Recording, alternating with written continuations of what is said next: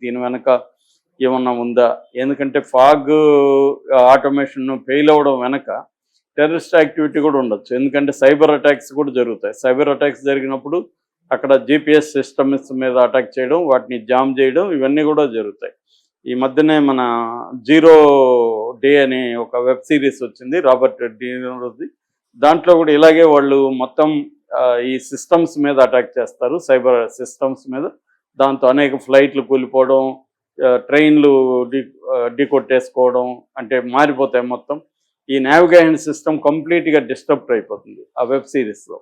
అలాగా ఏమన్నా టెర్రరిస్ట్ యాక్టివిటీలు జరిగాయా అన్న అనుమానం కూడా ఉందని చెప్తున్నారు. అయితే ఓవరాల్గా అమెరికాలో మొన్న కూడా ఈ ఇయర్లోనే అలస్కా ఎయిర్లైన్స్ ఫ్లైట్ 128 అది కూడా క్రాష్ అయింది. సో ఈ మధ్యకాలంలో బాగా క్రాష్ అవుతున్నాయి. ముఖ్యంగా ట్రంప్ వచ్చి నాకు పెరిగాయని చెప్తున్నారు.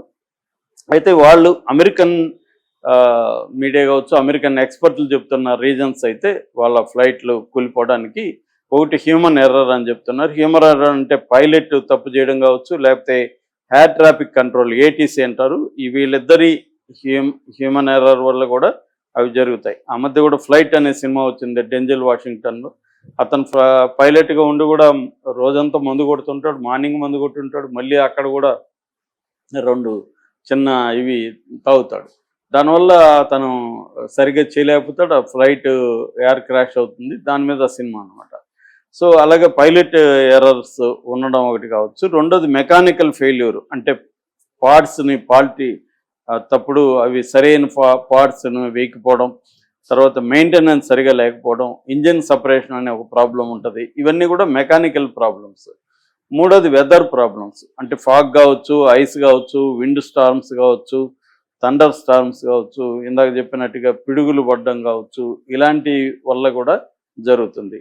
నాలుగవది మెయింటెనెన్స్ ఎర్రర్, అంటే ఇన్స్టాలేషన్స్ కొత్తగా ఏమైనా చేసినప్పుడు సరైన ఇన్స్పెక్షన్, రోజువారీ ఇన్స్పెక్షన్ సరిగ్గా లేకపోతే జరుగుతాయి. ఇక్కడ కూడా మన బస్సులకు కూడా ఈ ప్రాబ్లం ఉంటుంది. అంటే టైర్లు కరెక్ట్గా చెక్ చేసుకోవడం, ఇంజన్ ఆయిల్స్ కరెక్ట్గా చెక్ చేసుకోవడం, ఇలాంటివి రెగ్యులర్గా జరగకపోతే అప్పుడు కూడా ఫ్లైట్లు యాక్సిడెంట్కి గురవుతున్నాయి. ఐదవది మెయింటెనెన్స్